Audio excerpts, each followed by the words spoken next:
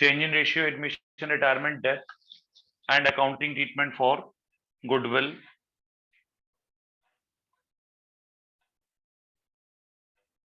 Change in profit sharing ratio, admission, retirement and death में accounting treatment for goodwill का topic है, लेकिन goodwill के थ्रू ही मैं यहाँ से आगे तक काम करा दूंगा आपको, इसलिए आप ध्यान से देखिएगा इसको।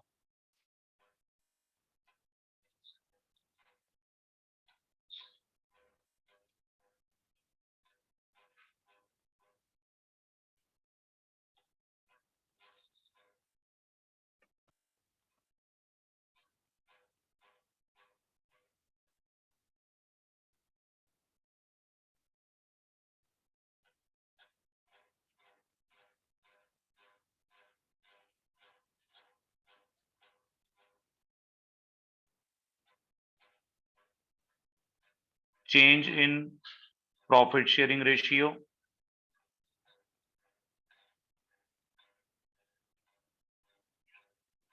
जिन बच्चों ने अभी ज्वाइन करा है उनको मेरी आवाज आ रही है क्या? एक बार यस नो बता दीजिए प्लीज। Yes sir.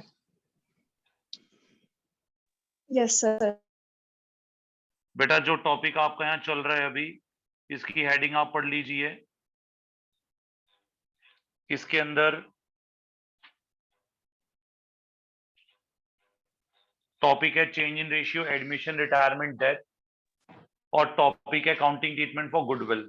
हम आज की क्लास में अपनी कंपैरेटिव स्टडीज स्टार्ट कर रहे हैं। Admission, accounting treatment for goodwill की कंपैरेटिव स्टडी स्टार्ट कर रहे हैं, चेंज इन रेशियो में, एडमिशन में, रिटायरमेंट और डेथ में। प्लीज बहुत ध्यान से सुनिएगा, और प्लीज जितना भी आपने पीछे पढ़ा है उसको रिकॉल करने की कोशिश कीजिएगा, ठीक है? और प्लीज क्लास छोड़ करके नहीं जाना है, 1.5 घंटा क्लास में रहना है। सुन लिया आप लोगों ने?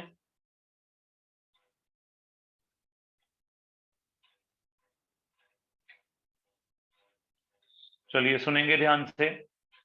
चेंज इन रेशियो में, एडमिशन, रिटायरमेंट, डेथ, सभी ही चैप्टर में सबसे पहला जो स्टेप नंबर 1 हमने पढ़ा है, that is valuation of firms goodwill.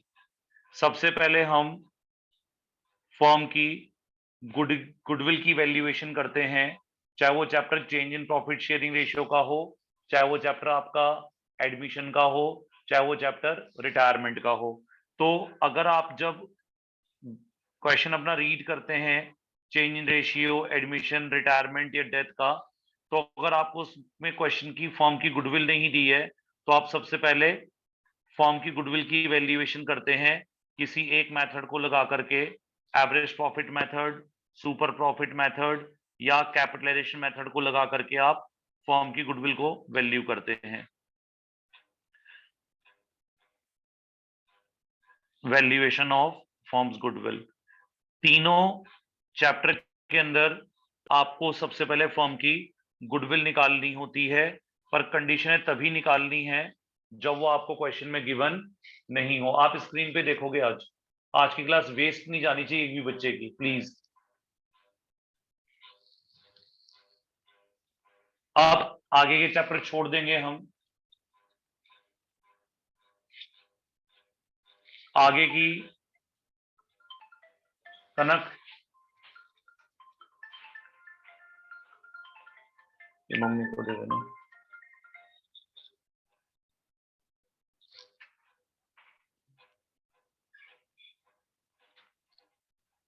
अब हम आगे के 2 चैप्टर फिलहाल छोड़ देंगे, अब हम सिर्फ चेंज इन रेशियो को पकड़ेंगे। चेंज इन रेशियो के अंदर गुडविल की वैल्यूएशन के लिए आपने एवरेज प्रॉफिट, सुपर प्रॉफिट या कैपिटलाइजेशन मेथड अप्लाई करा होता है। ये एंड में मैं आपको आज जाते हुए तीनों मेथड रिकैप करूंगा, average profit method, super profit method और कैपिटलाइजेशन मेथड गुडविल का जो होता है, ये मैं आपको जाते हुए बताऊंगा कि तीनों मेथड कैसे करते हैं, और बहुत इजी तरीके से चार्ट के फॉर्म में हम इसको आज करके जाएंगे ताकि हमारा कोई भी क्वेश्चन कहीं रुके ना।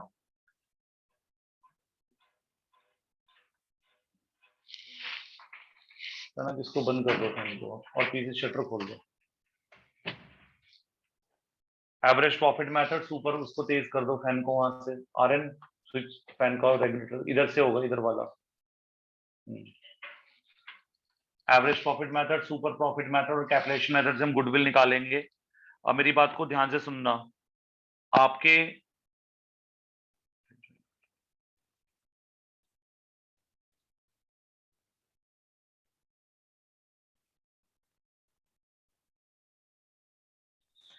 इसके बाद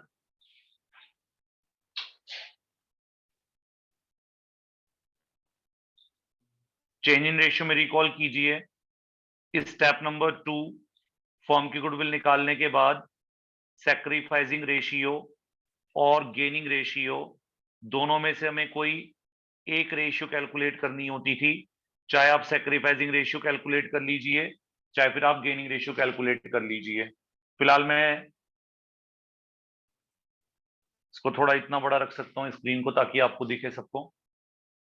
और जब हम सैक्रिफाइसिंग रेशियो कैलकुलेट करते थे तो सैक्रिफाइसिंग रेशियो का फॉर्मूला होता था old profit sharing ratio minus new profit sharing ratio.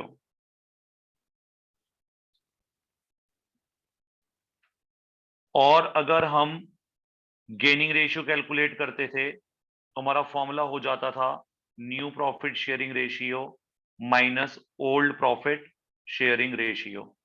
आप ये याद रखें कि चेंज इन रेशियो में आपको दोनों रेशियो नहीं निकालनी है, इन दोनों में से कोई एक रेशियो कैलकुलेट करनी है।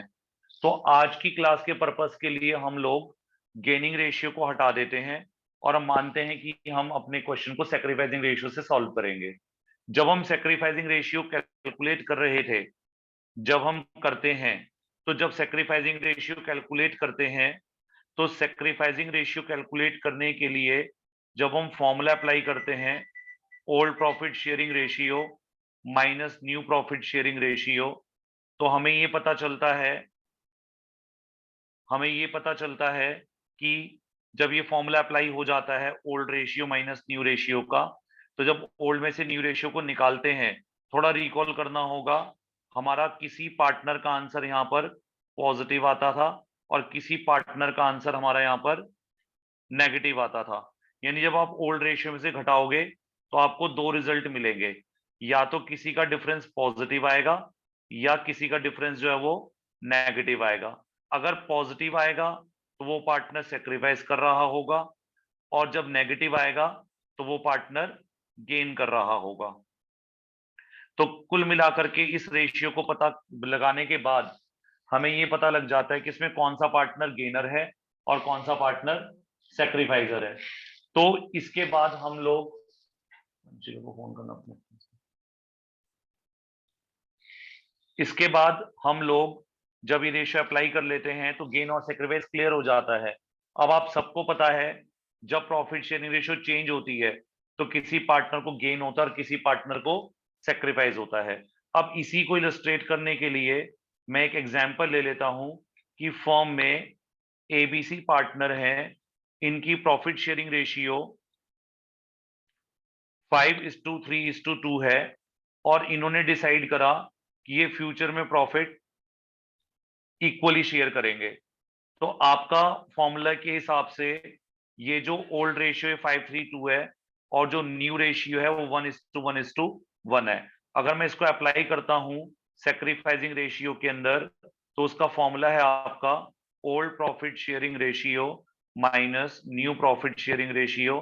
अब मेरी फर्म में एबीसी पार्टनर हैं तो मैं ए बी और सी लिखते हुए ओल्ड रेशियो लूंगा, यहां से मैं ए की 5/10, बी की 3/10 और सी की 2/10, और इसमें से मैं न्यू रेशियो माइनस कर दूंगा 1/3, 1/3 एंड 1/3।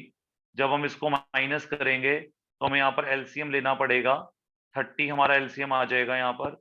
जब हम 30 एलसीएम लेंगे तो ये हो जाएगा 15 - 10, ये 5/30 आ रहा है। यहाँ पर आप एलसीएम लेंगे 30 तो ये हो जाएगा 6 - 10, ये आ जाएगा माइनस का 4/30, और जब सी के लिए कैलकुलेट करेंगे तो 6 माइनस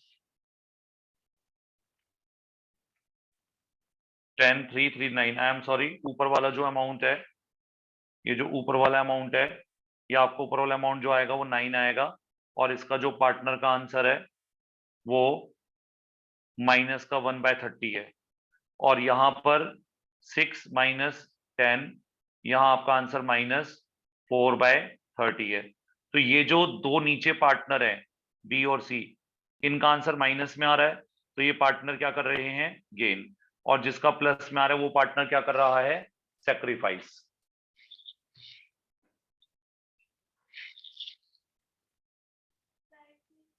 हमारे घर में भी नहीं है,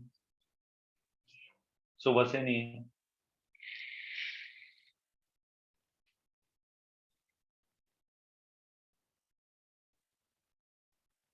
जब ये सेक्रीफाइसिंग रेशियो और गेनिंग रेशियो, सेक्रीफाइस और गेन का पता लग जाएगा आपको, अब आपने स्टेप नंबर 1 में फर्म की क्या निकाली होगी, गुडविल निकाली होगी। अब आपने क्या करना है, इसके बाद ये जो गुडविल आपने कैलकुलेट करी है, अब आपने इस गुडविल को लेना है, और यहां पर अब आपने लिखना है ए, बी और सी, और इन तीनों के नाम के आगे आप फर्म की गुडविल लिख दीजिए। मैं ये एज्यूम कर रहा हूं ऐसा कि जब मैंने क्वेश्चन सॉल्व करा होगा तो मेरी फर्म की गुडविल 3 लाख रुपए आ गई होगी। मैं अगर ऐसा मान लूं, तो मैंने वैल्यू करी, सपोज फर्म की गुडविल 3 लाख रुपए आ गई, तो मैं अब क्या करूंगा, मैं इस फर्म की गुडविल को इस गेन और सेक्रीफाइस से मल्टीप्लाई कर दूंगा। तो मैं 3 लाख का 5/30, 3 लाख का 1/30 और 3 लाख का 4/30 कैलकुलेट करूंगा। तो जब ये मैं सॉल्व करूंगा तो मेरा ये अमाउंट 50,000 आ जाएगा, ये अमाउंट मेरा 10,000 आ जाएगा, ये अमाउंट मेरा 40,000 आ जाएगा।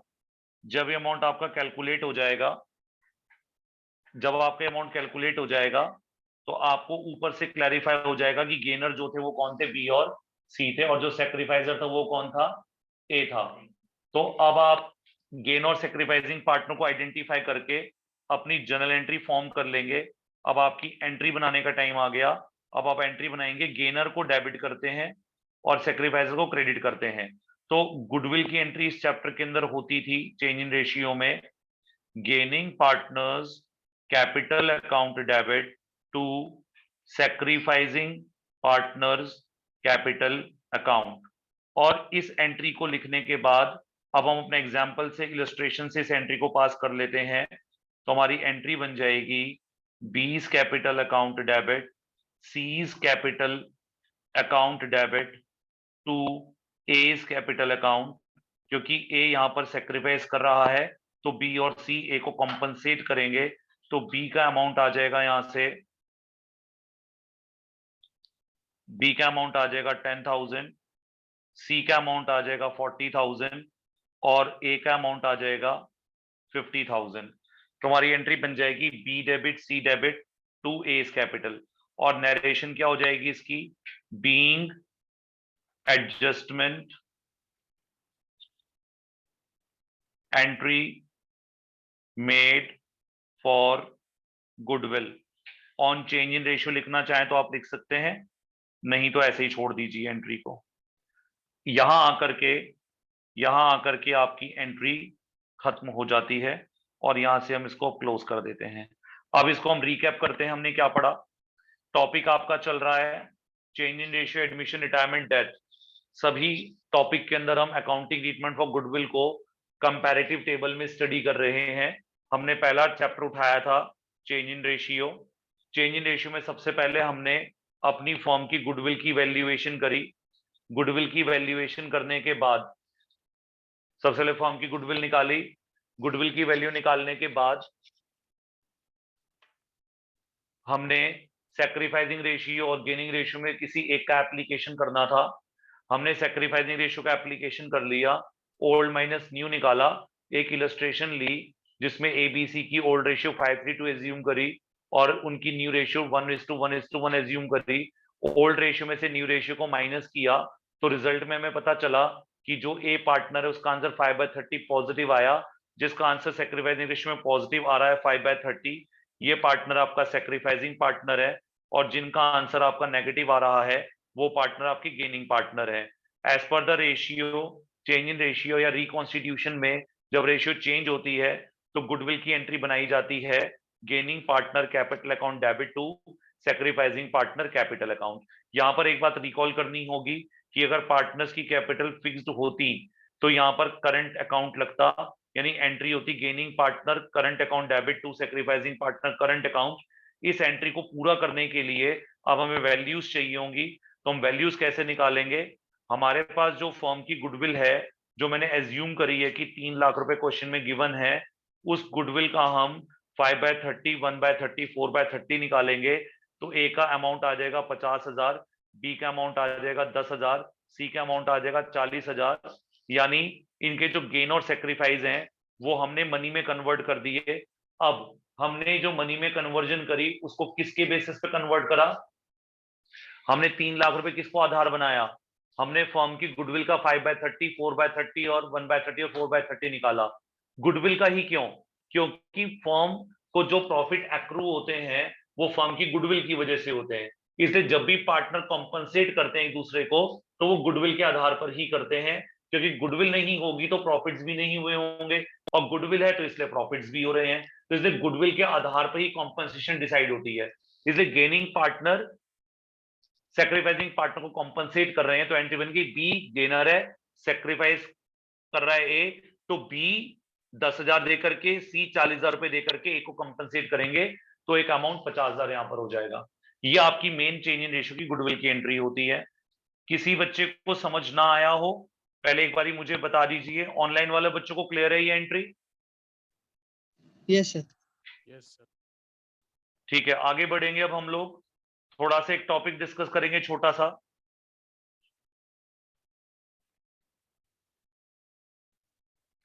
हमने इसी चेंज इन रेशियो के अंदर इस टॉपिक को समझना है। ये थ्योरी के लिए बहुत इंपॉर्टेंट क्वेश्चन और न्यूमेरिकल भी बहुत इंपॉर्टेंट है। That is called as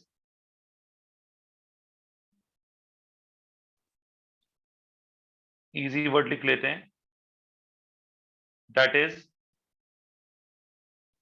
classification of goodwill. जब हम गुडविल की क्लासिफिकेशन की बात करते हैं तो गुडविल को हम दो पार्ट में क्लासिफाई करते हैं। एक होती है हमारे लिए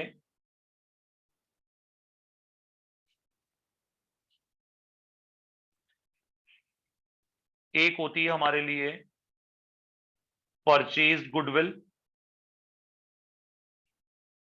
और दूसरी गुडविल होती है हमारे लिए नॉन परचेज गुडविल।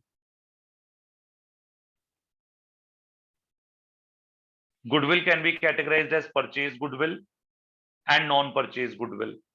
ये अगला टॉपिक है। एक टॉपिक मैं चेंज इन रेशियो का करा चुका हूं, अगले टॉपिक का बेस है ये जो मैं आपको पढ़ा रहा हूं। अब ये जो परचेज और नॉन परचेज गुडविल होती है क्या चीज होती है इसको समझ लेते हैं। मेरी बात को बहुत ध्यान से सुनिएगा।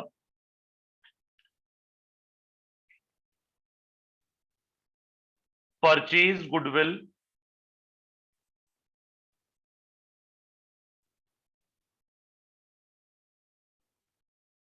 refers to that goodwill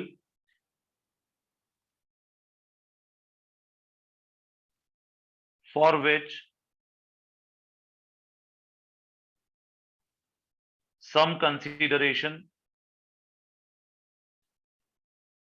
was paid। यानी ऐसी गुडविल जिसको मैंने खरीदने के लिए,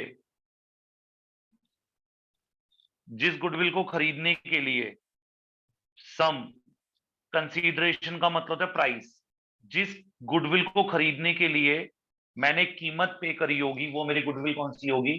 परचेज गुडविल होगी।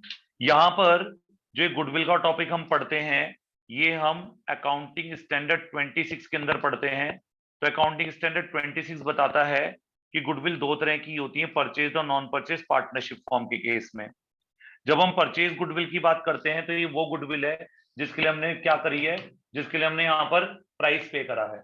अब इस गुडविल को हम कैसे समझाते हैं, थोड़ा सारे बच्चों को रिकॉल करना होगा। अभी एक एंट्री में लिखूंगा, इसको ध्यान से सुनना आप। सपोज करते हैं कि एक फॉर्म ए है और एक फॉर्म बी है। फॉर्म बी को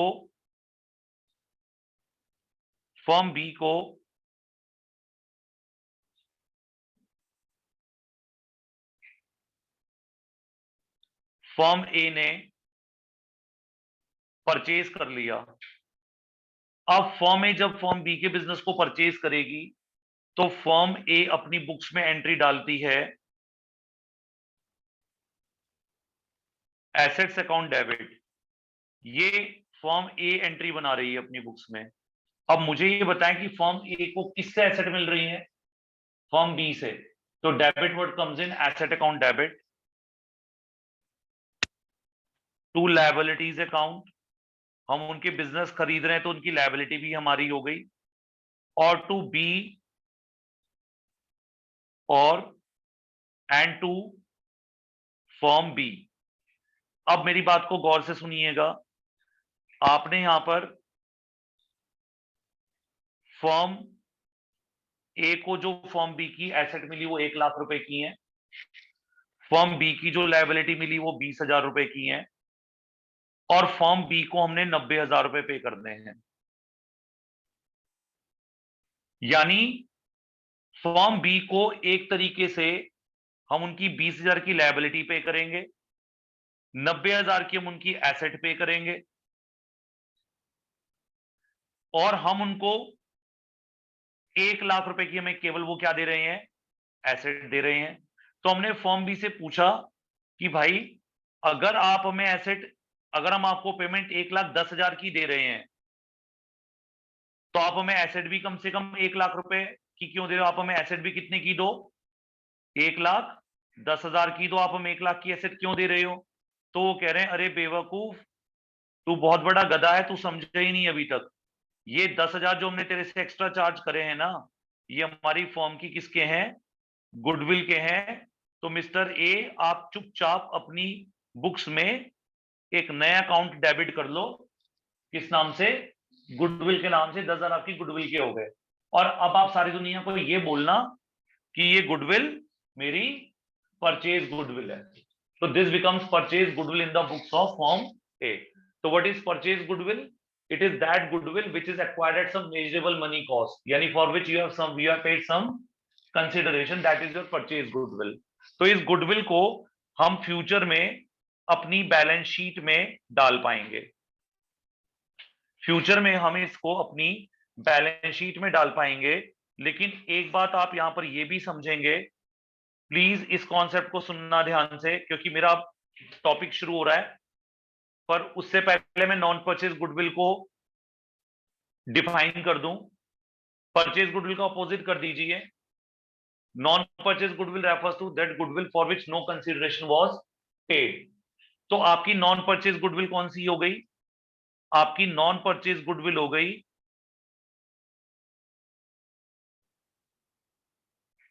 it is a self generated goodwill for which no consideration was paid। Non purchase goodwill वो गुडविल है जो फॉर्म ने खुद निकाली थी, खुद अर्न करी है, पर उसके लिए कोई बाहर कीमत नहीं पे करी है। और इस तरह की गुडविल को जो आपने खरीदी ना हो, नॉट रिकॉर्डेड इन बुक्स, ऐसी गुडविल को हम फॉर्म की बुक्स में रिकॉर्ड नहीं करते हैं। केवल परचेज गुडविल को ही फॉर्म की बुक्स में रिकॉर्ड किया जाता है। ये थ्योरेटिकल पॉइंट है, कहीं पर भी एग्जाम में आप फंस जाएं तो थ्योरी में आएगा जरूर क्वेश्चन कहीं ना कहीं आपके लिए। अब उस एंट्री को मत भूलना जो ऊपर सिखाई थी, गेनिंग टू सेक्रीफाइसिंग पढ़ाया था। उसके बाद बस ये बताया है कि गुडविल दो तरह की होती है, परचेज और नॉन परचेज। और परचेज गुडविल को एक इलस्ट्रेशन के साथ एक्सप्लेन करा है फॉर्म ए और बी वाला एग्जाम्पल से। नॉन परचेज गुडविल वो गुडविल है जिसके लिए आपने कोई कीमत पे नहीं करी है। अब बात को बहुत ध्यान से सुनेंगे, प्लीज सुनिएगा ध्यान से, इस कॉन्सेप्ट को भी सुन लीजिए। एक क्वेश्चन मैं आप लोगों से पूछूंगा, अगर आप आंसर दें तो बहुत बेहतर होगा। ये जो गुडविल 10,000 रुपए की हमने एक तरह से खरीदी, किससे खरीदी? फर्म ए ने खरीदी थी फर्म बी से, और फर्म ए ने फर्म बी को इसके कितने पैसे चुकाए थे? 10,000 रुपए चुकाए थे। क्या आपको वाकई में लगता है कि फर्म ए को कोई एसेट मिल गई है? मेरा ओपिनियन ये है कि फर्म ए को 10,000 का नुकसान हुआ है। वो तो बी कह रहा है कि इसको मेरी क्या मान ली जाए, 16 तक इलस्ट्रेशन करके लेकर आनी है।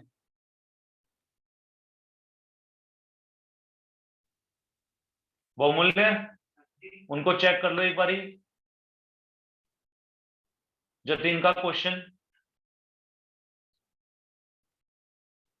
और जतिन को एडिशनल क्वेश्चन करके लाना है, काउंटिंग इक्वेशन के होमवर्क बता देना जतिन को। तो मेरे ओपिनियन में गुडविल फर्म ए के लिए कोई फायदा नहीं है, ये उल्टा फर्म ए के लिए क्या है?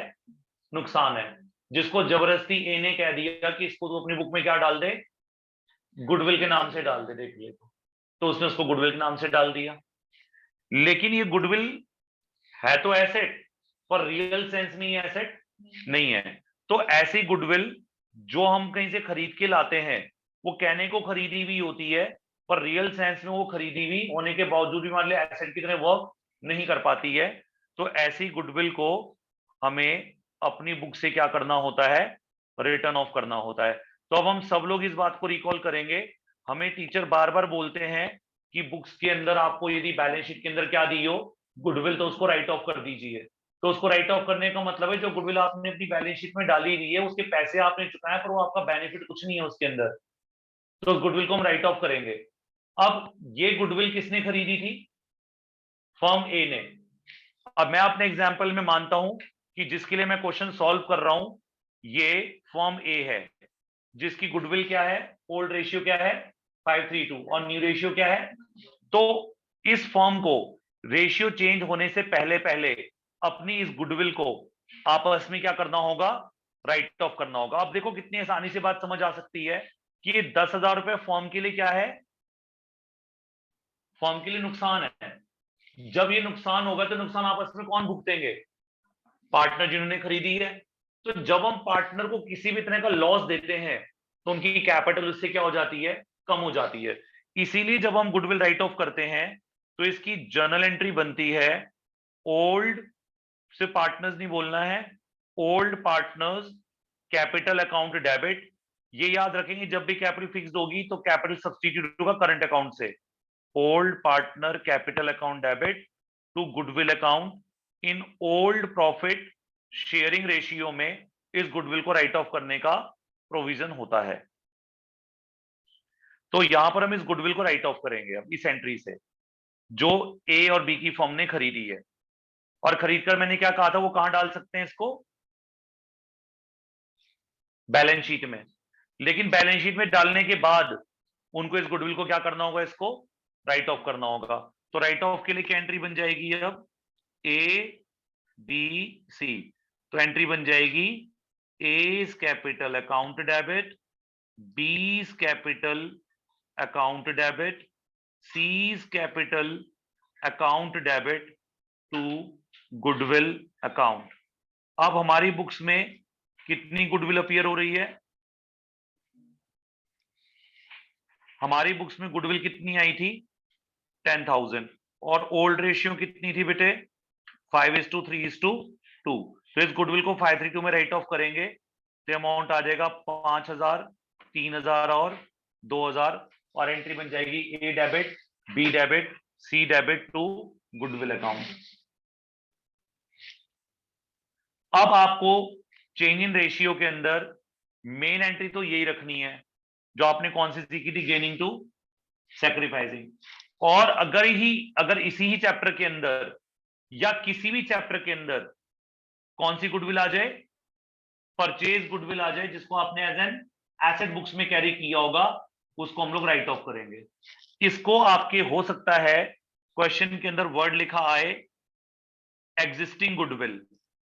एग्जिस्टिंग गुडविल वो है जो आपकी बुक्स में पहले से एग्जिस्ट कर रही है, तो उसको राइट ऑफ कर देंगे। ये ऑनलाइन में बच्चे बताएं, समझ आ गई आपको ये 2 एंट्री का तरीका चेंज इन रेशियो में? Yes sir. Yes, sir. प्रेरणा? Yes, sir. पूर्वा? Yes, sir. बेटा पढ़नी है पूरी क्लास 1 घंटा, और अभी छोड़नी नहीं है क्लास को बीच में, प्लीज, सब बेकार हो जाएगा जो पढ़ा रहे हैं। Okay, sir. तो ये गुडविल की ट्रीटमेंट हो गई चेंज इन रेशियो की, along with the writing of goodwill. 2 entries है इसके अंदर, एक राइट ऑफ करने वाली, एक राइट ऑफ करने वाली, और एक main entry gaining to sacrificing. अब आप एक बार, अगर कॉपी है आपके पास, ऑनलाइन वाले बच्चों के पास या ऑफलाइन वालों के पास, आप इसको नोट कर लो एंट्री को जल्दी से, या दिमाग में कैरी कर लो तब भी चल जाएगा। B debit C debit to A, और एक एंट्री एबीसी टू गुडविल। ठीक है, अब मैं क्या कराने जा रहा हूं, मैं अब सबसे इंपॉर्टेंट पार्ट कराने जा रहा हूं टॉपिक का आपको, पर ये एंट्री मैं शो नहीं कर पाऊंगा आप लोगों को। ये एंट्री अब आपको दिमाग में कैरी होनी चाहिए आपके।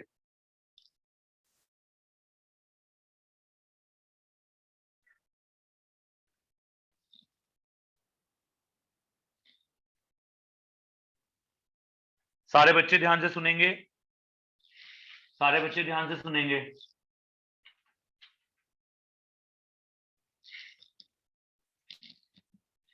लाइट आ जा रही है क्या? बीप कर रहा है नीचे का, बीप कर, यहाँ की लाइटें बब्बी खुली छोड़ गया यार। यहाँ से लाइट्स बंद करके आना बेटा, आप रहने दो, हो जाएंगे। सारे लाइट फैन बंद कर दो इस कमरे के बेटा प्लीज।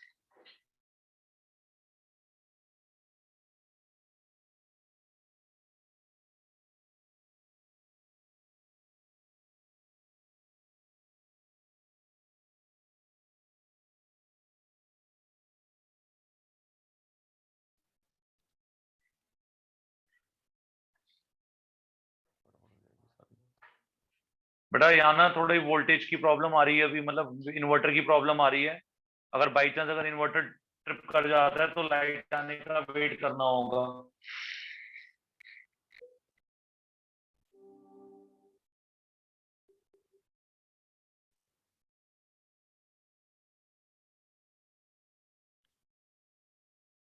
तुमने कितने चला के रखे थे फैन नीचे?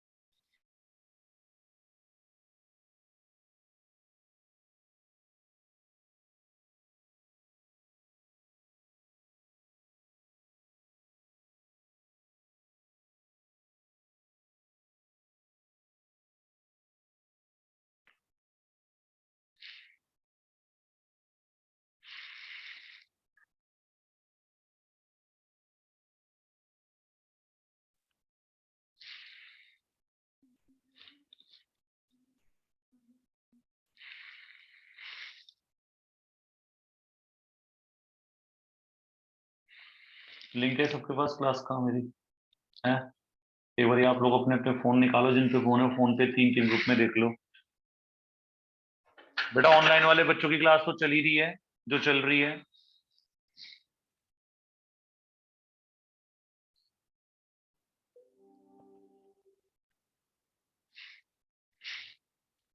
वो बंद ही कर देता हूँ,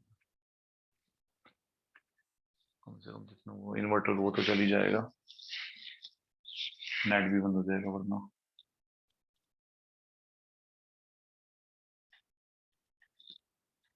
आप लोग ज्वाइन कर लो जल्दी से क्लास।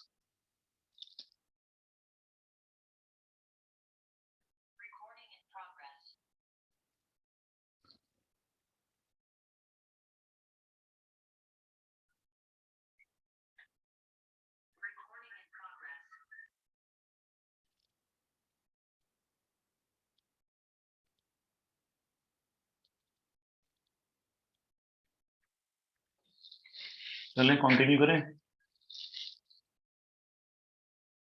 आपके पास उनके साथ शेयर कर लो यार फोन।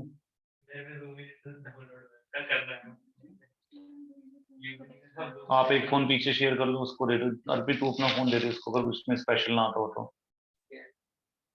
नहीं वो तीनों देख लेंगे जब तक वो डाउनलोड होगा ना। ये तुम इनके साथ शेयर कर लो, भारवी के साथ बैठ जाओ।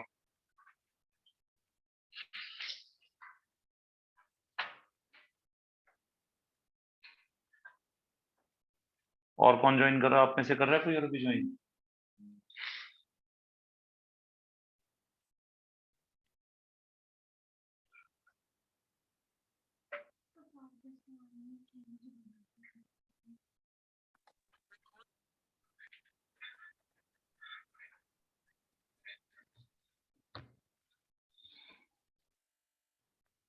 सुनेंगे ध्यान से आप लोग। इसको म्यूट करो ना आप लोग।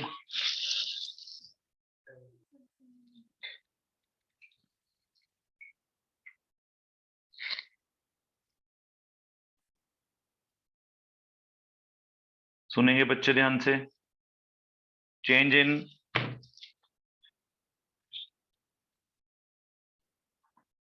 प्रॉफिट शेयरिंग रेशियो के अंदर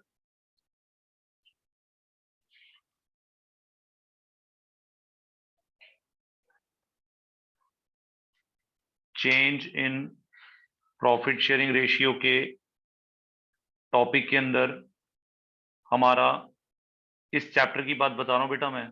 इस चैप्टर में सबसे पहला टॉपिक हमारा होता है अकाउंटिंग ट्रीटमेंट फॉर गुडविल, जो जस्ट मैंने अभी आप लोगों के साथ क्लास में डिस्कस किया है। इसके बाद थोड़ा रिकॉल करना होगा। इसके बाद सेकंड टॉपिक होता है हमारा accumulated profits and accumulated losses का। एक्यूमुलेटेड प्रॉफिट की लिस्ट के अंदर हमारे पास 5 आइटम्स होती हैं।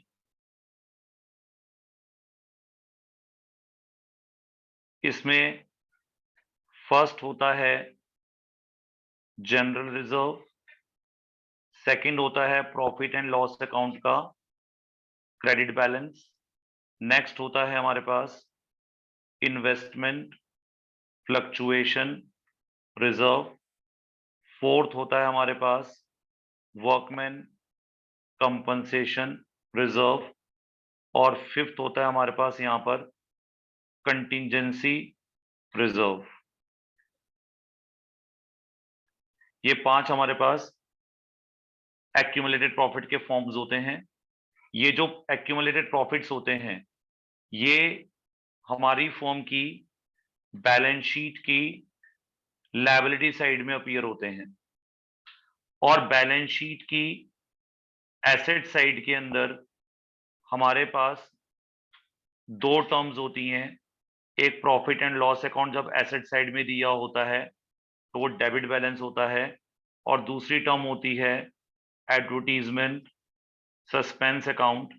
ये दोनों हमारी फॉर्म के लॉसेस माने जाते हैं, और ये 5 जो हैं ये हमारी फॉर्म के लिए डिफरेंट प्रॉफिट के फॉर्म्स माने जाते हैं। These are considered as different forms of profit. अब ये लॉसेस हैं हमारे लिए, और ये जो 5 हैं ऊपर के, ये 5 हमारे लिए प्रॉफिट्स के फॉर्म हैं। अब प्लीज सुनेंगे ध्यान से। जब फॉर्म बंद होती है, आई एम सॉरी, जब रेशियो चेंज होती है, तो एक टॉपिक ऊपर मैंने बता दिया अकाउंटिंग ट्रीटमेंट फॉर गुडविल हम कर चुके हैं। सेकंड टॉपिक पे गए हैं एक्यूमुलेटेड प्रॉफिट और लॉसेस पर। जो ये 5 नाम है वो रिजर्व्स हैं, और उधर वाले राइट वाले लॉसेस हैं।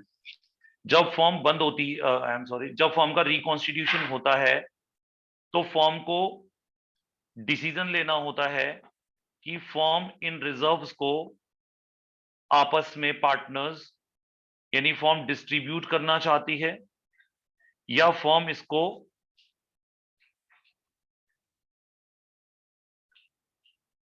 यानी पार्टनर्स इसको या तो डिस्ट्रीब्यूट करना चाहते हैं, या पार्टनर्स ये तय करते हैं कि क्यों बने बनाए रिजर्व्स हम छेड़े और इन रिजर्व्स को डिस्ट्रीब्यूट करने की जरूरत नहीं है। यानी पार्टनर को एक साइड पे तो होना ही पड़ेगा कि या तो इन रिजर्व्स को डिस्ट्रीब्यूट कर लें या वो इन रिजर्व को डिस्ट्रीब्यूट ना करें।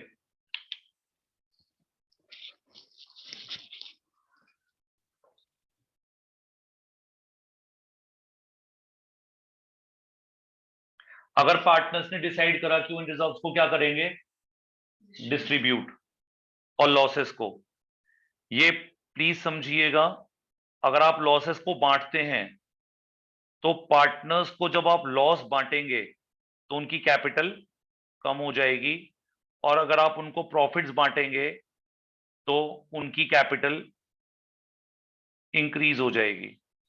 अगर मैं अपना फोकस इस कैपिटल के ऊपर रखूं तो मेरे एंट्री करना आसान हो जाता है, क्योंकि अगर मैं प्रॉफिट बांट रहा हूं तो कैपिटल इंक्रीज हो रही है और लॉस बांट रहा हूं तो कैपिटल डिक्रीज हो रही है। अब नियम क्या कहता है, कैपिटल इंक्रीज होती है तो क्रेडिट करते हैं और कैपिटल डिक्रीज होती है तो डेबिट करते हैं। तो जब आप ये प्रॉफिट डिस्ट्रीब्यूट करोगे तो इनमें आपने क्या करना होगा, इनमें आप पार्टनर्स को क्रेडिट करेंगे। यानी आपके पार्टनर्स कौन कौन है फर्म में, मेरे एग्जांपल में ए, बी और सी। तो आप रिजर्व जब बांटेंगे तो ए को, बी को और पार्टनर सी को आप क्रेडिट करेंगे, और यहां डेबिट में आप उस रिजर्व का नाम लिख देंगे जिसको आपने पार्टनर्स में डिस्ट्रीब्यूट करा है।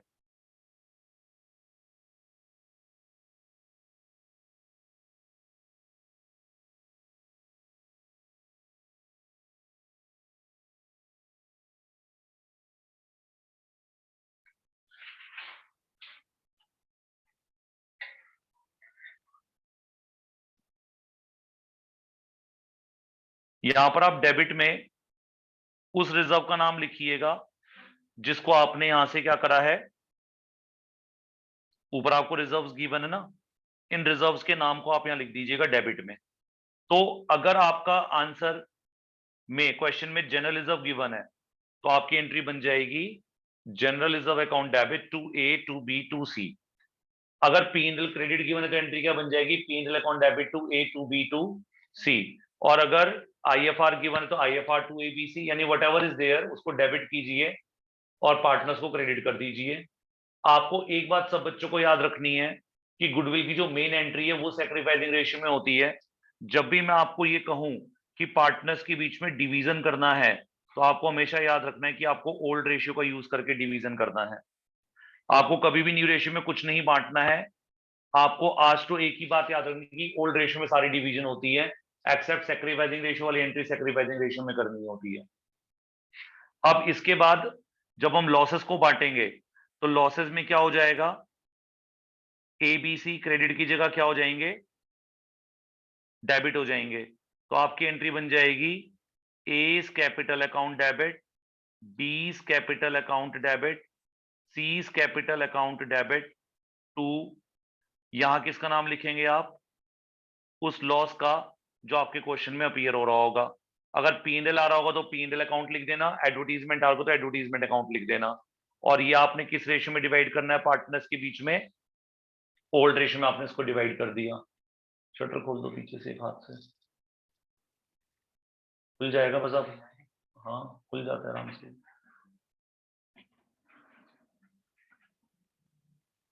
बस, तो यहां पर आप पार्टनर्स के बीच में ही एंट्री बनाएंगे। अब एंट्री में आपको क्या नहीं भूलना है, आपने फोकस किस पे रखना है, पार्टनर्स की पोजीशन पे। मतलब पार्टनर को डेबिट में क्यों गर्मी फील कर रहे हो आप लोग यार, क्यों गर्मी फील कर रहे हो आप लोग। अगर पार्टनर्स के बीच में आप प्रॉफिट को बांटोगे तो कैपिटल क्रेडिट में जाएंगी, और लॉसेस को बांटेंगे तो पार्टनर्स के बीच में कैपिटल डेबिट में जाएंगी। तो जब आप कैपिटल को क्रेडिट कर रहे हो तो ऊपर क्या लिखोगे, रिजर्व्स के नाम, और लॉसेस में पार्टनर्स को क्या कर रहे हो, डेबिट, तो नीचे किसके नाम लिखोगे, लॉसेस के नाम।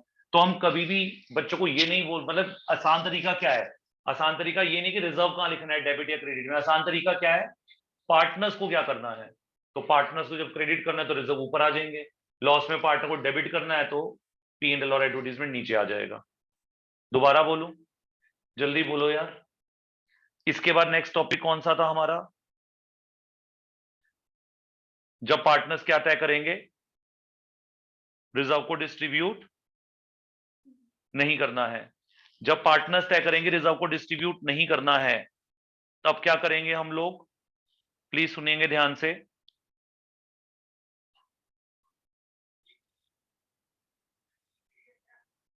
हम अपने आंसर में नेट इफेक्ट कैलकुलेट करेंगे। नेट इफेक्ट का मतलब क्या होगा? एक्यूमुलेटेड प्रॉफिट में से एक्यूमुलेटेड लॉस को क्या कर दीजिएगा? माइनस। मतलब आप क्वेश्चन पढ़िएगा, क्वेश्चन के अंदर ये रिजर्व, P&L, IFR, WCR और कंटिजेंसी रिजर्व दिया होगा। ये जो कंटिजेंसी रिजर्व तक दिया होगा अमाउंट, इन पांचों में से जो भी आए उनको क्या करना आपस में प्लस, और जो लॉसेस की वैल्यू है P&L, डेबिट और एडवर्टीजमेंट, उसको क्या करना? माइनस। उन दोनों के डिफरेंस को हम लोग क्या कहेंगे? Net effect. दोबारा बोलो। फॉर एग्जाम्पल मैं मान लेता हूं कि मेरे पास क्वेश्चन के अंदर एक्यूमुलेटेड प्रॉफिट का टोटल 3 लाख रुपए है और एक्यूमुलेटेड लॉसेस का अमाउंट 1,20,000 है। तो इन दोनों का डिफरेंस, 3 लाख के अंदर क्या क्या लिया मैंने आपके हिसाब से? General reserve, P&L, WCR, IFR जो भी होगा, और इसे 1,20,000 में क्या लिया है? P&L का डेबिट बैलेंस, एडवर्टीजमेंट अकाउंट। अब इन दोनों के डिफरेंस को हम लोग नेट इफेक्ट कहते हैं। अब कितना नेट इफेक्ट आ रहा है आपका? 1,80,000 नेट इफेक्ट है। अब क्या करना है?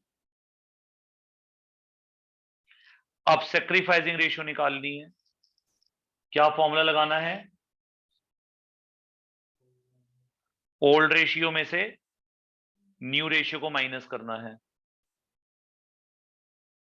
और गेन और सेक्रीफाइस आ जाएगा ए का, बी का और सी का।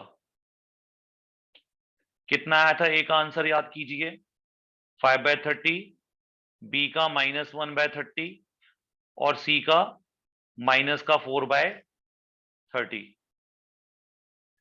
इसको आपने किससे गुणा कर देना है? ये जो आपका नेट इफेक्ट आया 1,80,000 से आप इसको मल्टीप्लाई कर दीजिए। यानी आप 1,80,000 रुपए का क्या निकाल लो? 5/30, 1,80,000 का 1/30 और 1,80,000 का 4/30। तो ये अमाउंट आपका आ जाएगा ए के लिए 30,000, बी के लिए आ जाएगा 6,000 और सी के लिए अमाउंट आ जाएगा क्या? 24,000। बी और सी के आंसर नेगेटिव में है, ये गेन कर रहे हैं। ए का आंसर प्लस में है, ये सेक्रीफाइस कर रहा है। एंट्री क्या बन जाएगी? Sacrificing to gaining. क्या एंट्री बनाई है बताइए अब?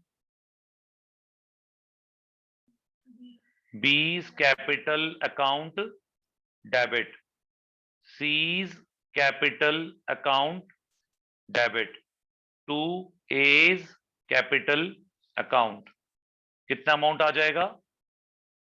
6,000 बी के आगे, 24,000 सी के आगे और 30,000 ए के आगे। ये एंट्री किसकी हो गई? ये एंट्री हो गई एक्यूमुलेटेड प्रॉफिट और लॉसेस की। किस केस के अंदर? जब वो इसको डिस्ट्रीब्यूट नहीं करना चाहेंगे। और ये ऊपर वाली एंट्री कौन सी है? जब वो डिस्ट्रीब्यूट करना चाहेंगे। तो आप देख लीजिए, क्वेश्चन में आपको डिस्ट्रीब्यूट करना है तो डिस्ट्रीब्यूट कर दीजिए, नहीं करना तो नीचे वाला प्रोसीजर ले लीजिए। अब अगर क्वेश्चन में इस बात को लेकर क्लैरिटी नहीं है कि रिजर्व डिस्ट्रीब्यूट होंगे या डिस्ट्रीब्यूट नहीं होंगे, तब क्या करेंगे? तो हम बाय डिफॉल्ट उसको डिस्ट्रीब्यूट मान करके कौन से वाले केस को ऑप्ट करते हैं? हमेशा डिस्ट्रीब्यूट वाले ऑप्शन को लेते हैं हमेशा। अब एक बारी शुरू से ऊपर चलते हैं। पहले क्या पढ़ा था आज? गुडविल की वैल्यूएशन करेंगे, गेन सेक्रीफाइस निकालेंगे, गुडविल की वैल्यूएशन, गुडविल के टॉपिक में गुडविल से मल्टीप्लाई करेंगे उनके गेन सेक्रीफाइस को, और एंट्री गेनिंग टू सेक्रीफाइसिंग बनाकर गुडविल को ट्रीट कर लेंगे। गुडविल पहले से अपेयर हो रही होगी तो उसको राइट ऑफ कर देंगे। फिर एक्यूमुलेटेड प्रॉफिट आएंगे क्वेश्चन में, तो दो डिसीजन लेंगे, या तो डिस्ट्रीब्यूट या डिस्ट्रीब्यूट हो तो ये एंट्री कर देना, नॉट टू डिस्ट्रीब्यूट हो तो गेनिंग टू सेक्रीफाइस कर देना। अब यहां पर आकर के एक टॉपिक क्या आता है बीच में हमारे दिमाग में कि गुडविल की एंट्री भी गेनिंग टू सेक्रीफाइसिंग है, और एक्यूमुलेटेड प्रॉफिट लॉस को अगर डिस्ट्रीब्यूट ना करना हो तो उसकी एंट्री भी क्या है। तो यहां आकर के एक टॉपिक डिस्कस करना मस्ट हो जाता है कि अगर हम कोई ऐसा क्वेश्चन कर रहे हो जिसके अंदर गुडविल भी लग रही हो और एक्यूमुलेटेड प्रॉफिट लॉस का केस कौन सा लग रहा हो, नॉट टू, तो उस केस में क्या करेंगे। अगर दोनों केस आ जाए, जैसे क्वेश्चन में गुडविल भी आ जाए फर्म की,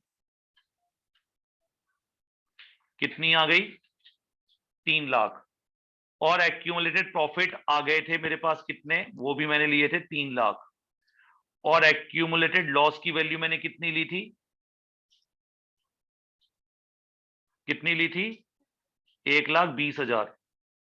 तो इन तीनों का नेट इफेक्ट कितना आएगा, 3 लाख की गुडविल, प्रॉफिट और लॉस का डिफरेंस कितना आया था 1,20, तो हम गुडविल को प्लस करेंगे, एक्यूमुलेटेड प्रॉफिट को प्लस करेंगे, लॉस को माइनस करेंगे, हमारे पास नेट इफेक्ट आ जाएगा 4,80,000। अब इस नेट इफेक्ट को लीजिएगा और अब क्या निकालिएगा, सैक्रिफाइसिंग रेशियो ए के लिए, बी के लिए और सी के लिए।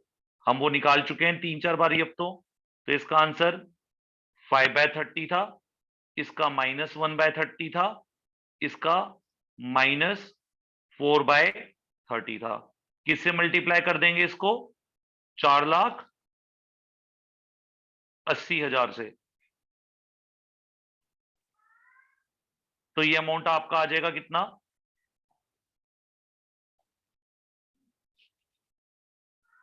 कितना आएगा डिवाइड होकर 480 डिवाइडेड बाय 30,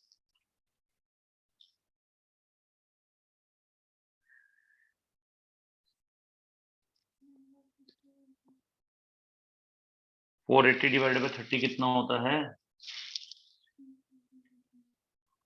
16,000 इंटू 5, 80,000 रुपये आ जाएगा ए का amount,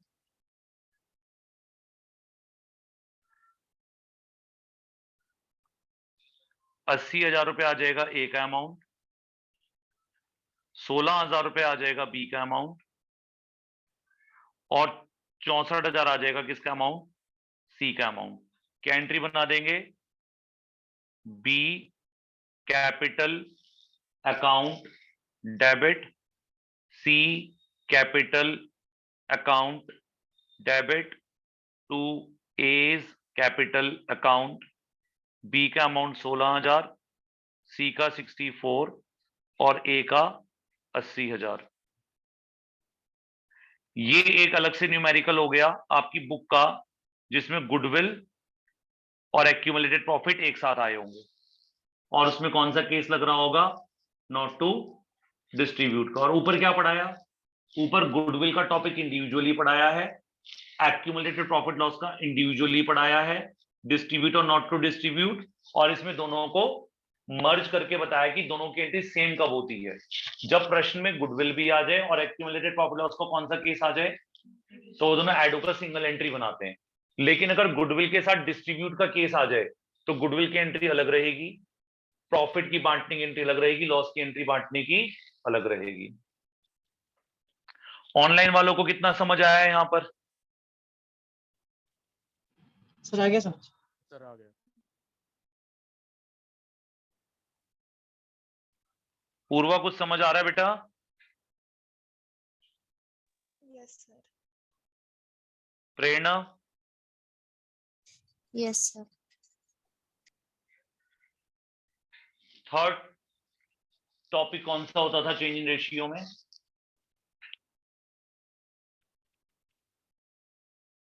revaluation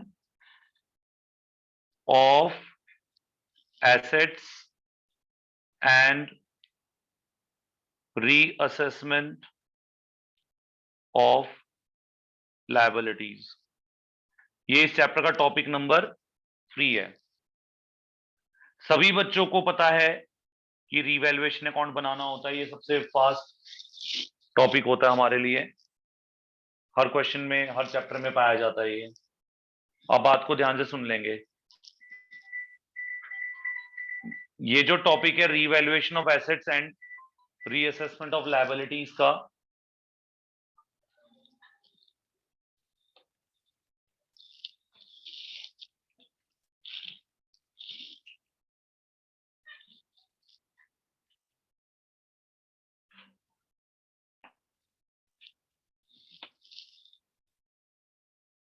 revaluation of asset and liability का जो टॉपिक है, बात को बहुत ध्यान से सुनिएगा। जब भी रिकॉन्स्टिट्यूशन होता है, ये नहीं कि चेंज इन रेशियो, ये नहीं बोल रहे हैं, जब भी कोई भी टॉपिक आए, चाहे एडमिशन आए, चाहे चेंज इन रेशियो, चाहे रिटायरमेंट टू डेथ हो, सब जगह पर revaluation of asset and liability involve होता है। फर्म की बैलेंस शीट में जो एसेट और लायबिलिटी अपीयर हो रही होती हैं, उनको हमें रिवाइज करना होता है और देखना होता है कि उनसे हमें प्रॉफिट हो रहा है या लॉस हो रहा है। तो जनरली क्या पाया जाता है, 2 मिनट सुन लो यार ध्यान से भाई।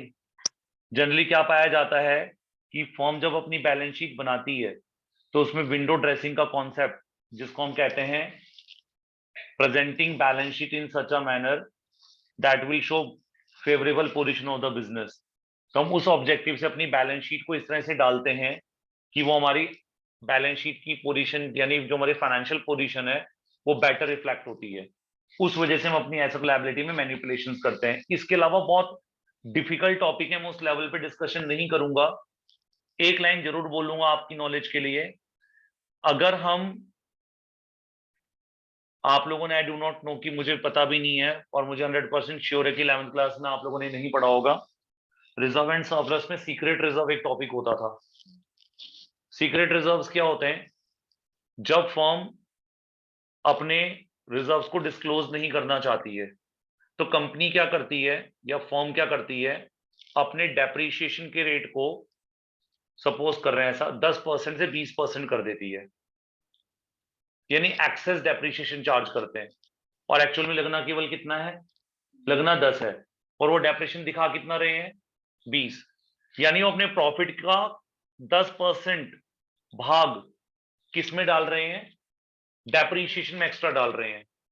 और डेप्रीशिएशन एक्सपेंस होता है, P&L में आता है। तो आपके प्रॉफिट का पहले 10%, मतलब जो आपकी एसेट है उन पे पहले 10% डेप्रीशिएशन लगता था। सपोज 1 लाख की एसेट है, 10% 10,000 डेप्रीशिएशन लगता था, P&L में 10,000 एक्सपेंस डेबिट होता था। अब आपने रेट 20% कर दिया, 1 लाख का 20% डेप्रीशिएशन कितना हो गया, 20,000। अब दुनिया को तो दिख रहा है कि इनका डेप्रीशिएशन बढ़ गया, एक्सपेंस बढ़ गया, चलो प्रॉफिट कम हो गया, लेकिन कंपनी को पता है ऊपर का जो 10,000 का हमने डेप्रीशिएशन दिखाया, हमने फेक दिखाया है, वो हमने छुपा दिया एक्सपेंस के अंदर। एक्चुअली वो 10,000 कंपनी के पास ही पड़े हुए हैं in the form of hidden reserves. तो आपकी एसेट की वैल्यू तो पहले 1 लाख से 10,000, 10%, 10,000 से कम होकर 90,000 आ रही थी, पर जब आपने डेप्रीशिएशन कितना कर दिया, 20%, तो 10,000 का डेप्रीशिएशन हो गया 20, 1 लाख में से 20 गया, वैल्यू कितनी हो गई एसेट की, 80,000। अब पहले वैसे एसेट की वैल्यू 90 आ रही थी, अब आपके डेप्रीशिएशन बढ़ाने की वजह से वो कितनी हो गई, 80, तो एसेट की वैल्यू कम हो गई, या आपको पता है। अब जब रिकॉन्स्टिट्यूशन हुआ, रेशियो चेंज हुई, तो पार्टनर को पता था कि हमने इसके अंदर 10,000 रुपए डेप्रीशिएशन के अंदर हाइड कर रखे हैं, एसेट की वैल्यू को 10,000 से जानबूझ के कम करा हुआ है, अब उसको क्या करना पड़ेगा, बढ़ाना पड़ेगा। तो ऐसे ही हमारी बहुत सारी एसेट लायबिलिटी में क्या करे गए होते हैं, चेंजेस किए गए होते हैं, तो उन चेंजेस को हमें शो करना पड़ता है। और उस चेंजेस से, किस चेंजेस से, एसेट और लायबिलिटी में आने वाले चेंजेस से जो प्रॉफिट या लॉस जनरेट होता है, उसकी हमें पार्टनर्स के बीच में एडजस्टमेंट करनी होती है। दोबारा बोलूं, इसी टॉपिक को हम revaluation of asset and liability का नाम देते हैं, ठीक है। ये अब मेरी बात को प्लीज सुनेंगे सारे बच्चे ध्यान से। आपने एसेट और लायबिलिटी की वैल्यू को देखा कि कौन सी एसेट हमें बढ़ानी है, कौन सी घटानी है, कौन सी लायबिलिटी बढ़ानी है और कौन सी घटानी है, दैट इज बेसिकली रीवैल्यूएशन कर दिया आपने। अब क्या आप इस चेंज को, किस चेंज को, जो एसेट की वैल्यू बढ़ रही है, जिसकी वैल्यू घट रही है, जिस लायबिलिटी की वैल्यू बढ़ रही है, जिस लायबिलिटी की वैल्यू घट रही है, क्या आप इस चेंज को अपनी बैलेंस शीट में भी चेंज करना चाहते? क्योंकि आपने जो बैलेंस शीट पहले झूठी बनाई हुई है, उसके अंदर डेप्रेशन 10 की जगह कितना दिखाया हुआ है, 20। ऐसे बहुत सारे चेंजेस करे हुए हैं। तो क्या आप रीवैल्यूएशन के बाद अपनी बैलेंस शीट को रेक्टिफाई करके करेक्ट करना चाहते हैं या नहीं? अगर आप चाहते हैं नहीं, हम अपनी बैलेंस शीट को क्या करेंगे, अब करेक्ट करेंगे। जो हमने गलत बनाई है, हम एसेट लायबिलिटी की रीवैल्यू तो कर ही रहे हैं, तो उन चेंजेस को, जो हम चेंज करें एसेट लायबिलिटी को, उस चेंज को हम अपनी बैलेंस शीट में भी लाएंगे और बैलेंस शीट को करेक्ट करेंगे। यानी जिस एसेट की वैल्यू बढ़ रही है उसको बढ़ाएंगे, जिसकी घट रही है उसको घटाएंगे। लायबिलिटी जो बढ़ रही है बढ़ाएंगे, जो घट रही है वो घटाएंगे। तो हम अपनी बैलेंस शीट को चेंज करेंगे। या तो पार्टनर को ये डिसीजन लेना पड़ेगा, या पार्टनर को क्या डिसीजन लेना पड़ेगा, भाई ऐसा है कि रीवैल्यूएशन करते हैं, जो उससे प्रॉफिट या लॉस आता है वो हम आपस में एडजस्ट कर लेते हैं, लेकिन बैलेंस शीट की छेड़छाड़ नहीं करते। यानी बैलेंस शीट जैसे प्रश्न में दी है, आंसर में भी उसको वैसे ही ले लेंगे हम उसके अंदर कोई भी एसेट में परिवर्तन, लायबिलिटी में परिवर्तन नहीं करेंगे, जबकि हमें पता है कि वो गलत है, पर हम उसी ही वैल्यू को कैरी करेंगे। नहीं, हम अपने बैलेंस शीट में कोई परिवर्तन करना नहीं चाहते हैं। तो क्या बात समझाई हमने यहां पर, कि जब पार्टनर अपनी एसेट और लायबिलिटी का क्या करते हैं, रीवैल्यूएशन, तो रीवैल्यूएशन से जो एसेट लायबिलिटी में चेंज आएगा, क्या वो चेंज हम अपनी बैलेंस शीट में भी लाना चाहते हैं या नहीं लाना चाहते हैं? तो इसीलिए रीवैल्यूएशन के अंदर पहले दो टॉपिक समझने होते हैं। पहला टॉपिक क्या होता है, पहला टॉपिक या पहला केस क्या, तो look at the screen please, अपने फोन पे देखें। Partners want to change the values in balance sheet। इसको हम कहते हैं कि वो बैलेंस शीट के अंदर क्या दिखाना चाहते हैं, बोलो सारे बच्चे, रिवाइज वैल्यूज दिखाना चाहते हैं। और या फिर पार्टनर्स तय करते हैं कि भैया ये क्यों छेड़छाड़ करनी है, not to show revise values. क्यों हम बिना बात के बैलेंस शीट को चेंज करें, हम रिवाइज वैल्यू शो ही नहीं करते, जैसी चल रही है वैसे ही चलने देते हैं।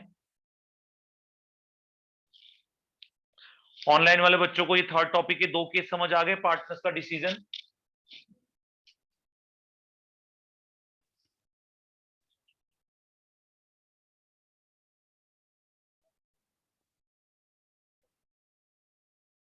भाई कोई तो बोल लो। यस सर, आ गया। प्रेरणा, यस सर, आ गया। सर आ गया।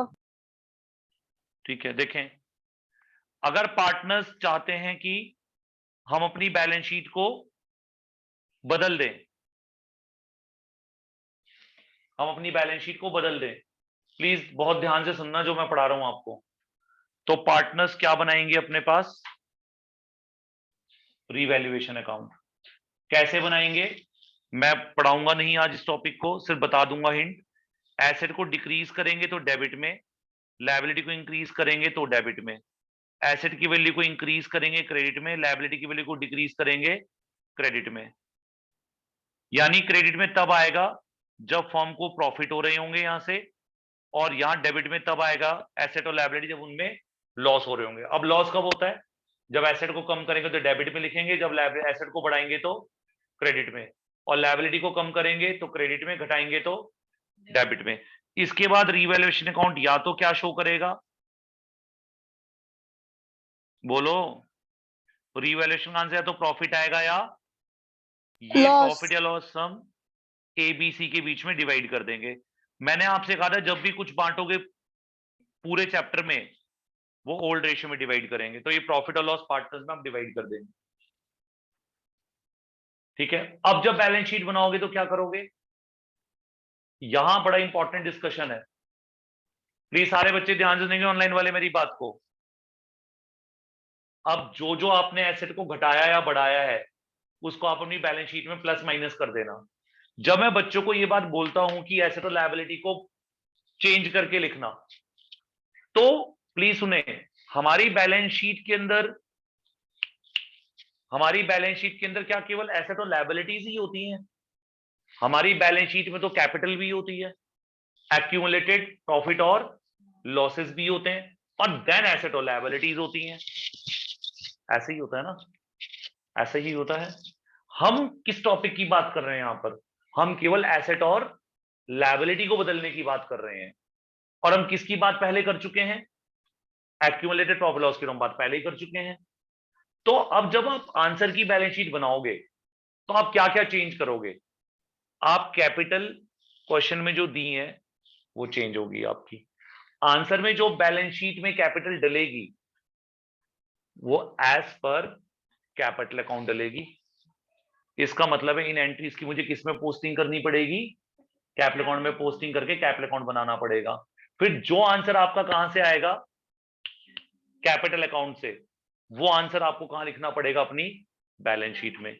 तो capital will get changed as per the capital account. फिर आई एक्यूमुलेटेड प्रॉफिट्स और लॉसेस जो बैलेंस शीट में गिवन थे।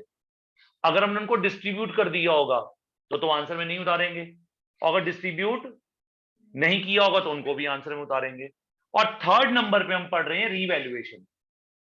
अगर एसेट लायबिलिटी की वैल्यू में चेंज करा होगा तो जो भी चेंज करा होगा उसको आप चेंज करके लिख देना, और जिन एसेट लायबिलिटी में कोई चेंज नहीं आया होगा उसको एज इट इज लिख करके फिर बैलेंस शीट को क्लोज कर देंगे तो आंसर टैली हो जाएगा। दोबारा बोलो। अब अगर पार्टनर्स कहते हैं कि हम तो अपनी बैलेंस शीट में चेंज लाना नहीं चाहते, तो अब पार्टनर्स क्या करेंगे? Not to show revise values में क्या करेंगे? आप थोड़ा रिकॉल करेंगे, रीवैल्यूएशन अकाउंट तो तब बनाते जब हमें बैलेंस शीट को चेंज करना हो। जब बैलेंस शीट को चेंज नहीं करना होगा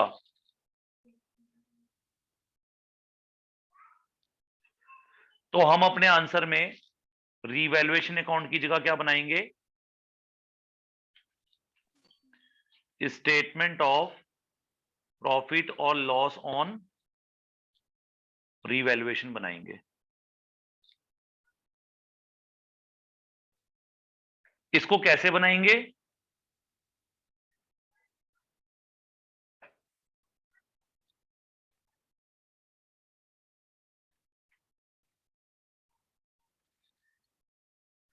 increase in value of asset,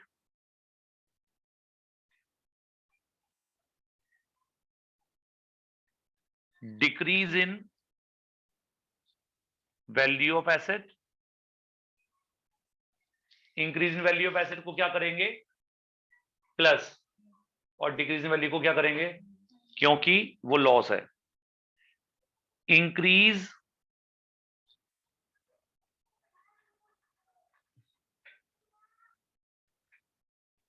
decrease in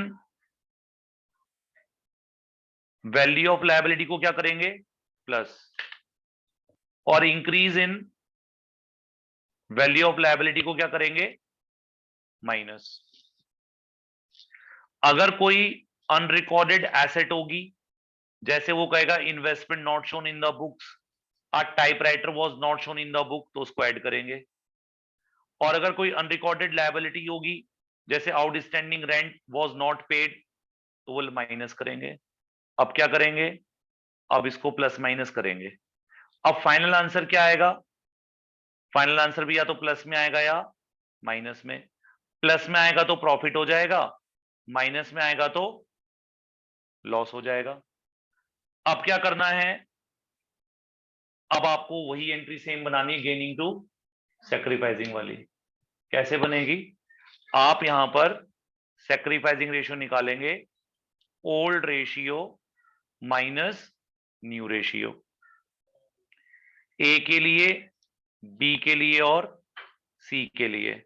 ए का आंसर आया था 5/30 प्लस में, बी के लिए 1/30 माइनस में, सी के लिए 4/30 माइनस में। इनको किससे मल्टीप्लाई करना है? रीवैल्यूएशन के प्रॉफिट से या लॉस से। आप मान लो फिलहाल प्रॉफिट है। अभी ये भी सुन लीजिए, अगर प्रॉफिट की जगह लॉस आ रहा होता तो एंट्री गेनिंग टू सैक्रिफाइसिंग की जगह सैक्रिफाइसिंग टू गेनिंग रिवर्स हो जाती है एंट्री उस केस में, अगर लॉस होता तो। Excuse me sir. हाँ जी, सर ये यूआरए और यूआरएल क्या क्या चीज है? अनरिकॉर्डेड एसेट, जैसे Okay. Investment not shown in the books, typewriter not shown in the books, unrecorded liability, outstanding rent आपने पे नहीं करा, आउटस्टैंडिंग सैलरीज चल रही हैं, ये आपकी रिकॉर्डेड अनरिकॉर्डेड लायबिलिटीज हैं। दोबारा बोलूं? No sir.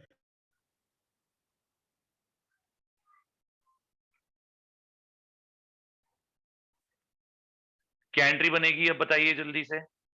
अब मान लेते हमारा रिवैल्यूएशन का लॉस 30,000 है, प्रॉफिट आई एम सॉरी, कितना अमाउंट आएगा? 1,500 रुपए, 500 रुपए और 1,000 रुपए,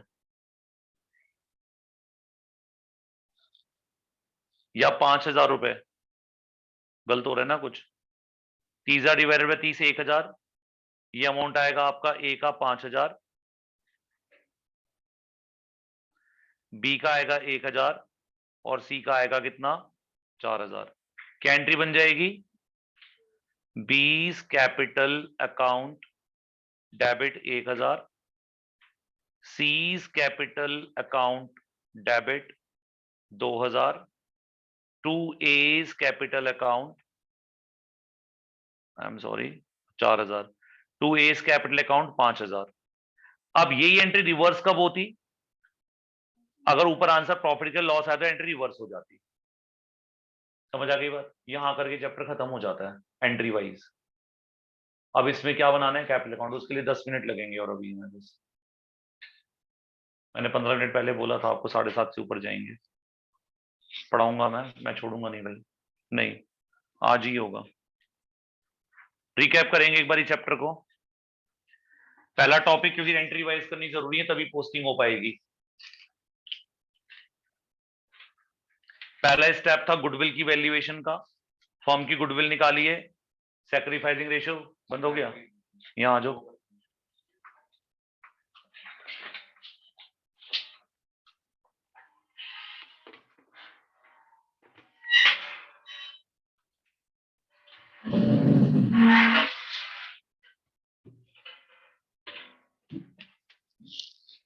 पीछे पीछे करो आप अपने।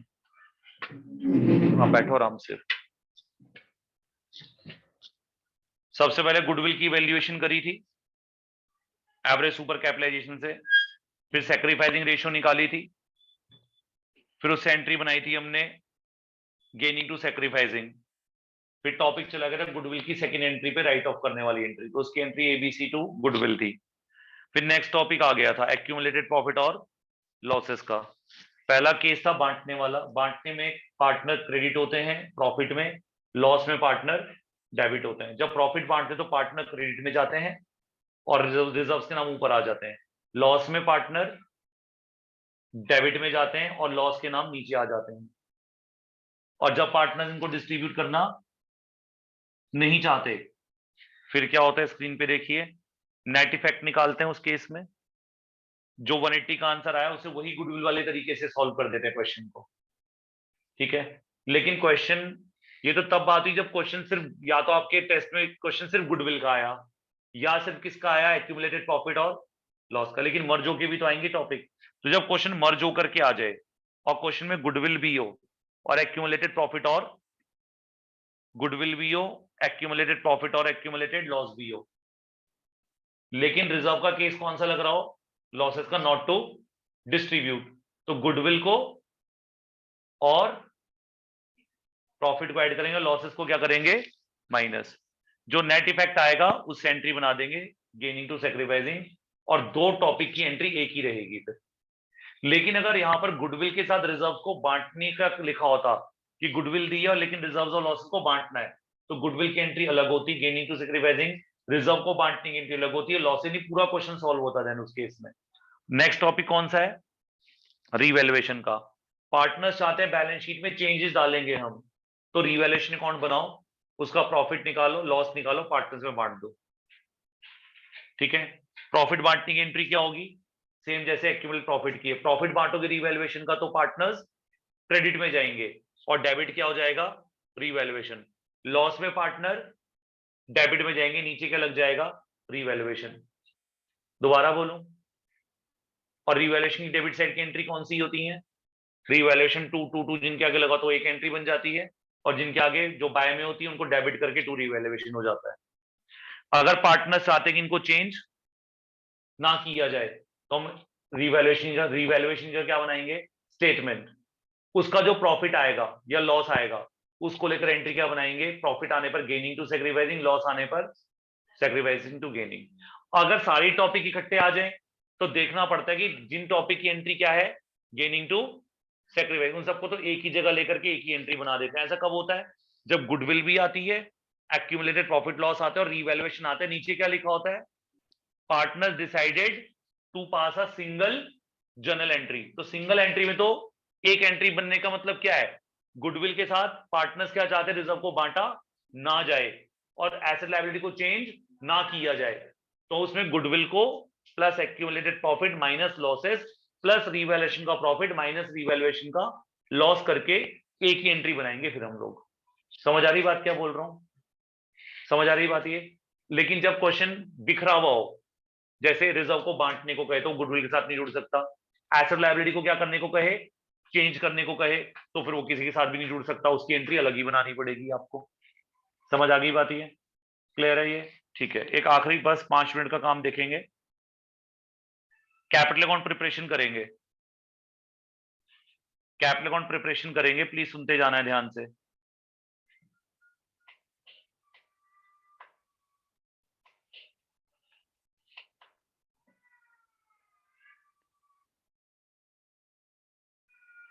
और जोर से रो बेटे।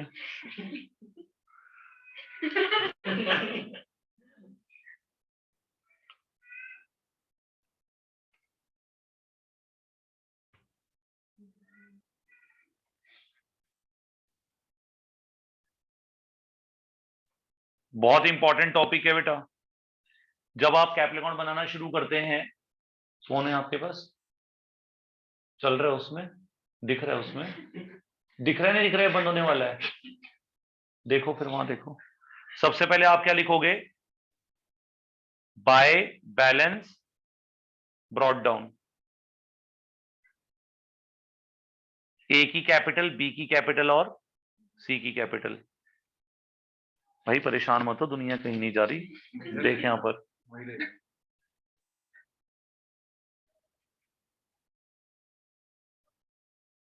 सबसे पहले बाय बैलेंस ब्रॉट डाउन। इस चैप्टर को सीखने के लिए हमने 15 दिन लगाए ट्यूशन के अंदर, आधा महीने से भी ज्यादा खा गए हम लोग। अगर वो 1.5 घंटे के अंदर होता है तो क्या बुरा है इसके अंदर, रिवीजन तो ऐसे ही होती है।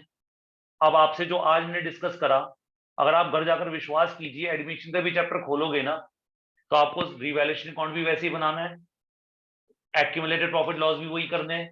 सिर्फ किसकी एंट्री चेंज होती है एडमिशन में, गुडविल की ट्रीटमेंट चेंज होती है, प्रीमियम फॉर गुडविल वाले केस आ जाते हैं। रिटायरमेंट में गुडविल की एंट्री क्या होती है, गेनिंग टू रिटायरिंग वाली तो होती है, गेनिंग टू सैक्रिफाइसिंग वाली, gaining to retiring, gaining to deceased. तो ये वाली जो एंट्री और एक राइट ऑफ की एंट्री होती है। तो चेंज इन रेशियो का गुडविल का ट्रीटमेंट और रिटायरमेंट डेथ का गुडविल का ट्रीटमेंट तो यही है, केवल किसका चेंज होता है ट्रीटमेंट, एडमिशन का, और बाकी सारे टॉपिक तो सेम रहते हैं। एक और बात याद कीजिए, एडमिशन के अंदर रिजर्व्स के केस एक ही लगता है, कौन सा, डिस्ट्रीब्यूट का, नॉट टू डिस्ट्रीब्यूट लगता ही नहीं एडमिशन में। ऐसे रिवैल्यूएशन का कौन सा केस लगता है, वैल्यू चेंज करने वाला, नॉट टू चेंज वाला लगता ही नहीं। उल्टा एडमिशन में जाकर के तो रिवैल्यूएशन के टॉपिक 2 की जगह 1 रह जाएगा जब वैल्यू चेंज करने वाले होंगे हम, और रिजर्व की कौन सा केस लग जाएगा, डिस्ट्रीब्यूट का, और केवल गुडविल की एंट्री सीखनी है आपने वहां जाकर के। तो कैपिटल अकाउंट पहले इसका सीख लेते हैं। सबसे पहले क्या लिखेंगे, पार्टनर्स की कैपिटल लिखेंगे। देखो आप, एबीसी की कैपिटल लिख दी, कहां दी होंगी ये कैपिटल, क्वेश्चन की बैलेंस शीट में दी होंगी बेटे। और अगर पैराग्राफ वाला क्वेश्चन आएगा तो वहां लिखा होगा कि ए बी सी व partner with capital of so and so, तो वहां से मिल जाएंगी। अब पहला टॉपिक कौन सा करा, टीवी नहीं दे सकता मैं। सेकंड क्या करा था, पहला टॉपिक गुडविल, गुडविल करा था पहले, क्या एंट्री थी गुडविल की? चमेट पड़ेगी एबीसी के हिसाब से, बोलो। अबे एंट्री बोलो। B debit, C debit to A. अब स्क्रीन पे देखो, ए क्रेडिट हुआ था, 3 लाख की वैल्यू थी। ए क्रेडिट हुआ था 10,000, उसको बी दे रहा था। ए क्रेडिट हो रहा है ना, ए क्रेडिट होगा कितने से? 10,000 से और 40,000 से। 10 कौन दे रहा था उसको? बाय बीज कैपिटल अकाउंट। और 40 कौन दे रहा था उसको? By C's capital account. ये तो ए क्रेडिट हो गया। एंट्री दोबारा दिमाग में सोच लो, क्या थी? क्या थी entry? B debit, C debit to A, तो ए क्रेडिट पे चला गया। अब बी को डेबिट करो कितने से? 10,000 से। और सी को डेबिट करो कितने से? 40,000 से। किसका नाम लिखोगे? To A's capital account. ये एक पोस्टिंग है, ये पोस्टिंग किसकी हो गई? गुडविल वाली पोस्टिंग हो गई।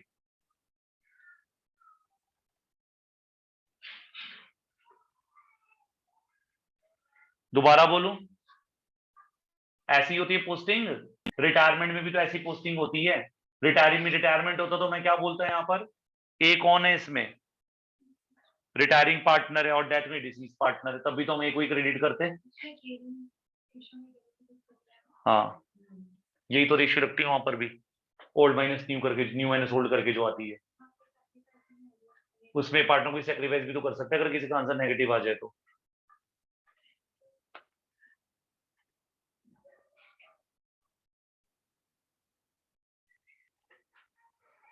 ये गुडविल की एंट्री है। गुडविल की सेकंड एंट्री कौन सी थी? टेबल रिकॉल कीजिए दिमाग में, राइट ऑफ करने की। गुडविल पे चल रहे हैं बेटा अभी तो। गुडविल की 2 एंट्री है ना यार, एक गेनिंग टू सैक्रिफाइसिंग और एक राइट ऑफ करने वाली। क्या एंट्री है उसमें?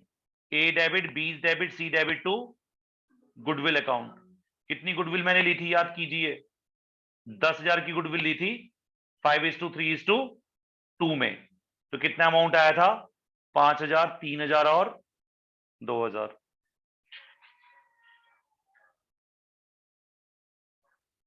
आप कंफ्यूज होने की लाइन डालने से लाइन डाल रहा हूं मैं इससे। ऑब्वियस है, पहले ऑर्डर पे जो एंट्री हो पहली, दूसरे नंबर पे दूसरी एंट्री है। अब टॉपिक चेंज हो गया था यहाँ पर। अब कौन सा केस आया था भैया? ठीक है, एक्यूमुलेटेड प्रॉफिट में एबीसी क्या थे? डेबिट या क्रेडिट? कितनी देर लगा रहे हो यार? प्रॉफिट में पार्टनर क्रेडिट है, किस नाम से? By accumulated profit. यानी क्या लिखोगे आप यहां पर? By general reserve, by P and L, by WCR, by FIR, जो भी रिजर्व बांट रहे होंगे। और अमाउंट किस में आ जाएगा?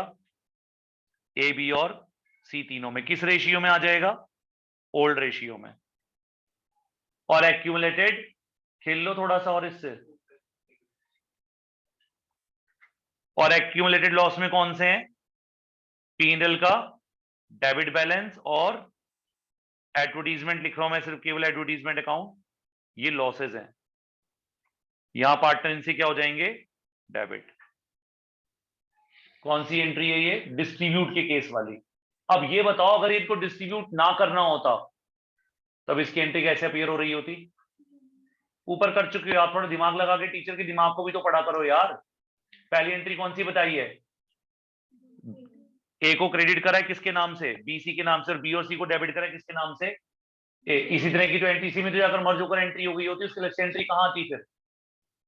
यार उसकी एंट्री भी ऐसी अपीयर होती है जैसे गुडविल की एंट्री अपीयर हो रही है, इसलिए वो एंट्री नहीं डालूंगा यहाँ पर। कौन सी? नॉट टू डिस्ट्रीब्यूट, वो वैसी होगी जैसे गुडविल की हो गई है। फिर थर्ड टॉपिक कौन सा आया? रीवैल्यूएशन का। तो क्या करेंगे? By revaluation account profit. और अगर रीवैल्यूएशन में क्या आएगा तो टू रीवैल्यूएशन अकाउंट लॉस। पर ये कब आएगा भाई? जब आपने क्या डिसाइड करा होगा? वैल्यू चेंज करने वाला, नॉट टू चेंज वाला? चेंज वाले वाला। अगर चेंज ना करना हो तो उसकी एंट्री कैसे आई होगी? गेनिंग टू, वो गुडविल की तरह मैच करते हुए हमने पोस्टिंग सिखाई दी ऊपर। समझ आ गई बात? क्या करेंगे अब?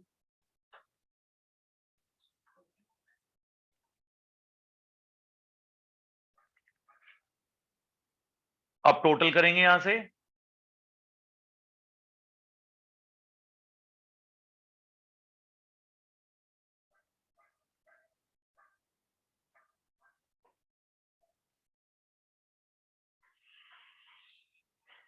और क्या लिखेंगे यहां, टू बैलेंस कैरेट डाउन। ये ए का आंसर, ये बी का आंसर और ये सी का आंसर।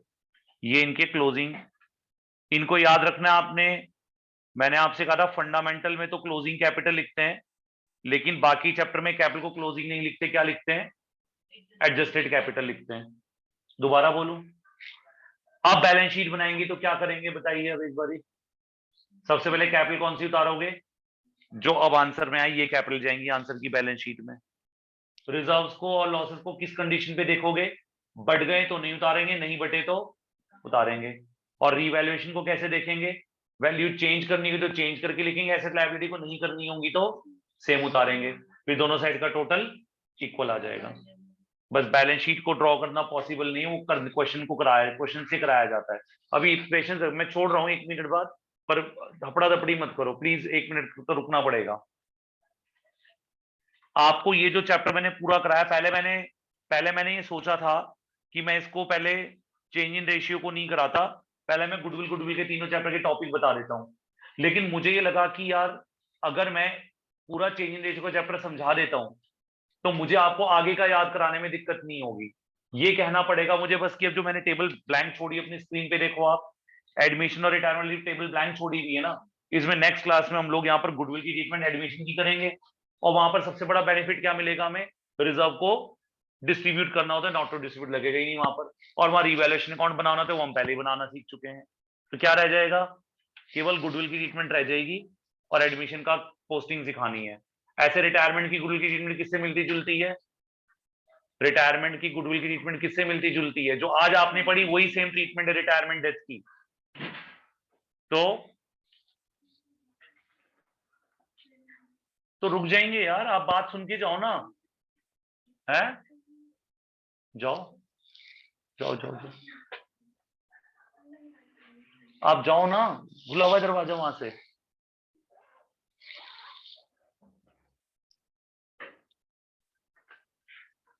आगे लेने,